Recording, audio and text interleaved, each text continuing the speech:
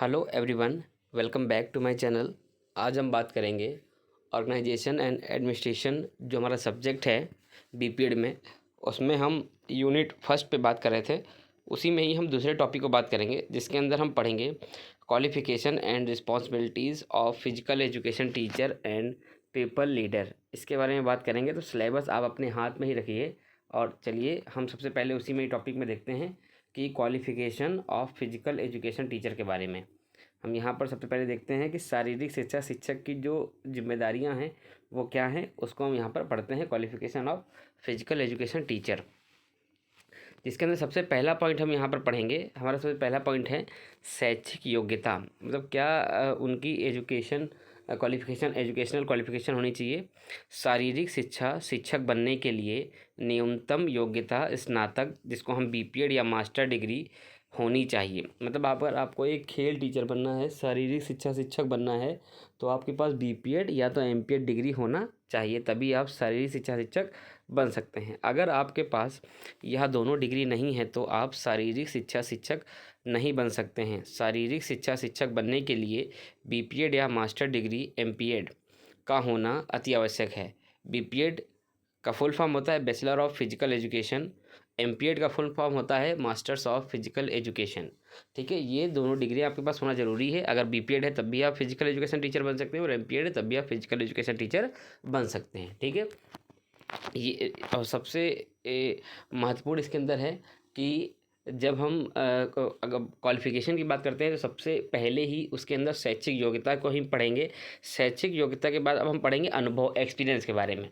ठीक है, शारीरिक शिक्षा के क्षेत्र में कुछ अनुभव होना ज़रूरी है। मतलब अगर आप खेल में आ रहे हैं, शारीरिक शिक्षा की फील्ड में, फिजिकल एजुकेशन के फील्ड में आ रहे हैं, तो आपके पास एक्सपीरियंस होना बहुत ही ज़रूरी है। इसीलिए जब हम बीपीएड करते हैं, एमपीएड करते हैं, तो हमें लेसन प्लान पढ़ते हैं उसके अंदर। ठीक है, इंटर्नशिप पे हम जाते हैं, वहाँ हम बच्चों को तरह तरह के स्किल सिखाते हैं, ताकि हमें एक तरह का एक्सपीरियंस हो सके कि हमें किस तरह से स्कूल कॉलेज में काम करना है।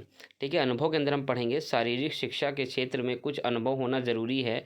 खासकर स्कूलों और कॉलेजों में प्रशिक्षण देने का अनुभव होना चाहिए। ठीक है, ताकि विद्यार्थियों को सिखाने में किसी भी प्रकार की समस्या उत्पन्न ना हो। देखिए, जब आप बीपीएड या एमपीएड करते हैं तो इंटर्नशिप में आप जाते हैं, तरह तरह के लेसन प्लान्स आप वहाँ पर बच्चों पे अप्लाई करते हैं। ठीक है, बच्चों को तरह तरह के गेम की स्किल्स आप सिखाते हैं, ताकि आपका जो डर है वो निकल जाए, और कि किसी न किसी जब विद्यालय में आप जॉब करें तो आपको एक एक्सपीरियंस हो सके कि बच्चों को किस तरह से हमें सिखाना है, कैसे वार्मिंग अप कराना है, कैसे एक्सरसाइज करानी है, कैसे हमें स्किल्स सिखानी है, ये एक एक्सपीरियंस आपको हो सके। उसके अंदर क्वालिफ़िकेशन में एक चीज़ आती है आपका प्रमाण पत्र। ठीक है, शिक्षक के पास शारीरिक शिक्षा और खेल से संबंधित प्रमाण पत्र होने चाहिए, जैसे कि योग्यता परीक्षा में उत्तीर्ण प्रमाण पत्र। बीपीएड की डिग्री आपके पास होनी चाहिए, एमपीएड की डिग्री होनी चाहिए, सर्टिफिकेट सब होने चाहिए। ठीक है, और अपने पसंदीदा खेल के प्रमाण पत्र जैसे जिला, मंडल, राज्य स्तर, राष्ट्रीय स्तर एवं अंतर्राष्ट्रीय स्तर आदि प्रमाण पत्र शिक्षक के पास होने चाहिए।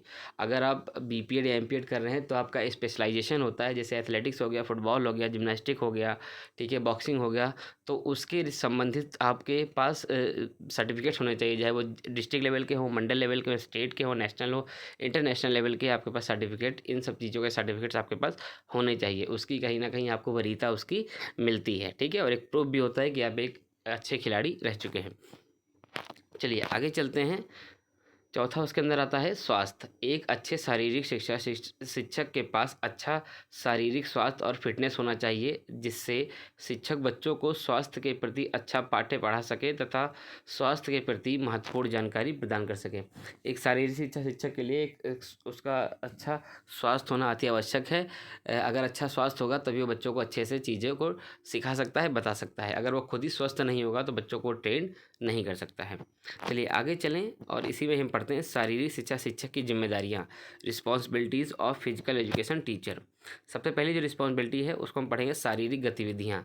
शिक्षक की यह जिम्मेदारी होती है कि वह सभी छात्रों को विभिन्न शारीरिक गतिविधियों में शामिल करे, जैसे कि दौड़, कूद, खेल और योग आदि। शिक्षक की यह भी जिम्मेदारी होती है कि वह अपने खिलाड़ियों को सभी खेलों के प्रति प्रशिक्षण भी अवगत कराता रहे, ताकि विद्यार्थियों में शारीरिक, मानसिक एवं सर्वांगीण विकास पूर्ण रूप से हो सके। कहने का मतलब ये है कि शिक्षक की रिस्पॉन्सिबिलिटी में अगर बात करें, सबसे पहली रिस्पॉन्सिबिलिटी आती है शारीरिक गतिविधियाँ। मतलब जो भी आपके पास बच्चे आते हैं उनको खेल कूद, योग कराएँ, ठीक है, तरह तरह की उनको ट्रेनिंग कराएँ, स्पीड ट्रेनिंग है, ठीक है, एजिलिटी ट्रेनिंग है, ठीक है, अब आपके पास स्ट्रेंथ ट्रेनिंग है, इंड्योरेंस ट्रेनिंग है। इस तरह की आप ट्रेनिंग बच्चों को कराएँ ताकि उनके अंदर जो कॉम्पिटिशन से रिलेटेड आप चीज़ें डेवलप करना चाहते हैं वो डेवलप हों और वो कॉम्पिटिशन में अच्छा प्रदर्शन कर सकें।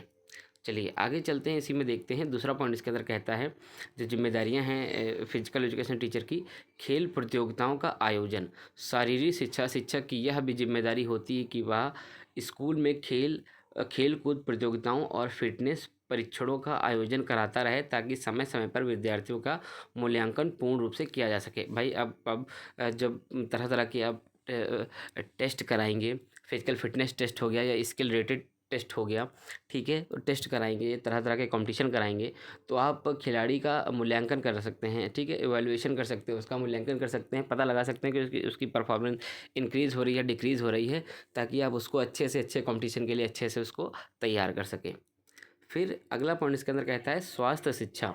शिक्षक की यह भी जिम्मेदारी होती है कि छात्रों को शारीरिक स्वास्थ्य और फिटनेस के महत्व के बारे में शिक्षा देना चाहिए ताकि विद्यार्थियों को सभी प्रकार की बीमारियों तथा उनके रोकथाम के बारे में जानकारी प्राप्त हो सके। कहने का मतलब ये है कि अगर आपको हेल्थ एजुकेशन एक या स्वास्थ्य के बारे में आपको पता है, ठीक है, आप बच्चों को अनेक प्रकार की बीमारियों के बारे में बताते हो, ठीक है, उनके रोकथाम के बारे में बताते हो। जैसे हम कभी कभी कहते हैं कि थोड़ी सी आपको चोट लग गई, कहीं पे स्वेलिंग आ गई, तो आप तुरंत वहीं पे आइस अप्लाई करिए, ठीक है, प्राइस के बारे में हम बताते हैं, ठीक है, और आप तरह तरह की थेरेपी के बारे में बताते हैं। तो कहीं ना कहीं किसी प्रकार की जो बीमारियां हैं, चोट हैं, उनके रोकथाम के बारे में भी आप बच्चों को ज्ञान अर्जित कराते हैं ताकि किसी भी प्रकार की अगर उनको बीमारी होती है या उनको चोट लगती है तो उसका रोकथाम वो तुरंत कर सकते हैं।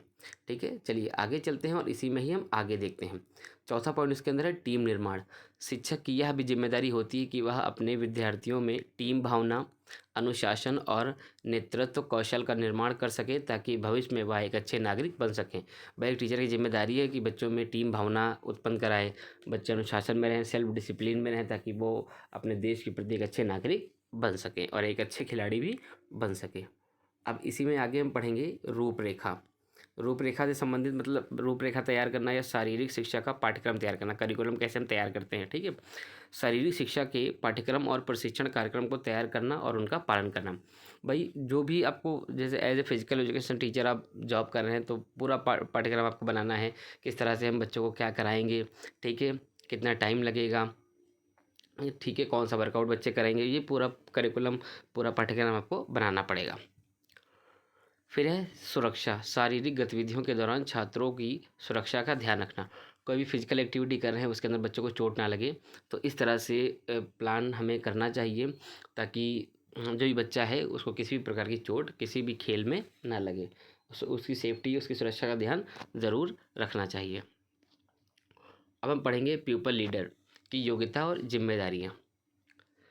छात्र नेता की योग्यता, इसकी योग्यता के बारे में पढ़ेंगे। शैक्षिक योग्यता, छात्र नेता की अच्छी शैक्षिक योग्यता होनी चाहिए, मतलब जो भी छात्र नेता है उसकी एक अच्छी एजुकेशनल क्वालिफिकेशन होनी चाहिए, अच्छा पढ़ा लिखा होना चाहिए, समझदार होना चाहिए, ठीक है। दूसरा है नेतृत्व कौशल। छात्र नेता का नेतृत्व कौशल होना चाहिए। पीपल लीडर के पास अच्छे नेतृत्व कौशल और जिम्मेदारी लेने की क्षमता होनी चाहिए। मतलब हमारे पास छात्र नेता ऐसा हो जो जिसको हम जो भी जिम्मेदारी दें वो जिम्मेदारी ले सके और जिम्मेदारी को अच्छे से निभा सके, ठीक है। तीसरा इसके अंदर है संचार कौशल। छात्र नेता को संचार कौशल होना चाहिए, अच्छा संवाद करने की क्षमता और दूसरों के साथ अच्छे रिश्ते बनाए रखने की क्षमता होनी चाहिए। छात्र नेता ऐसा होना चाहिए जिसका रिलेशन दूसरों के प्रति अच्छे से हो, ठीक है। ये नहीं कि वो मतलब छात्र नेता बना दिया गया फिर वो अपने तरीके से काम करे, लोगों को डराए धमकाए, ये नहीं, ठीक है। एक टीचर ने उसको काम दिया है तो वो अच्छे से उस काम को कराए और लोगों से अच्छे प्रेम भावना से अच्छे से मिले और अच्छे से वार्तालाप करे, ठीक है। आगे चलते हैं। छात्र नेता की योग्यता के बाद अब उनकी जिम्मेदारियों को पढ़ेंगे। जिम्मेदारियां, सबसे पहली जिम्मेदारी है अनुशासन बनाए रखना। छात्रों के बीच अनुशासन और सकारात्मक वातावरण बनाए रखना। देखिए जो भी छात्र लीडर होता है, ठीक है, छात्र नेता होता है उसको कई सारे बच्चे और भी विद्यालय के स्कूल के कई सारे बच्चे उसको देखते हैं, उसकी तरह बनना चाहते हैं। तो उसके अंदर अनुशासन होना बहुत ही ज़रूरी है। जब उसके अंदर अनुशासन होगा तो सकारात्मक ऊर्जा उसके अंदर उत्पन्न होगी, ठीक है। अच्छे वातावरण के माध्यम से वो अच्छा काम करेगा और बच्चे भी उसको देखकर प्रोत्साहित होंगे और उसकी तरह बनने की कोशिश करेंगे, ठीक है। दूसरा है इसके अंदर सहायता और मार्गदर्शन। अपने सहपाठियों को मदद और मार्गदर्शन प्रदान करना, खासकर नए छात्रों को। जो भी नए छात्र आते हैं उनको अच्छे से मार्गदर्शन देना ताकि वो उसको छात्र नेता को देख करके आगे बढ़ सकें और भविष्य में अपने माता पिता, अपने देश और अपने स्कूल का नाम रोशन कर सकें।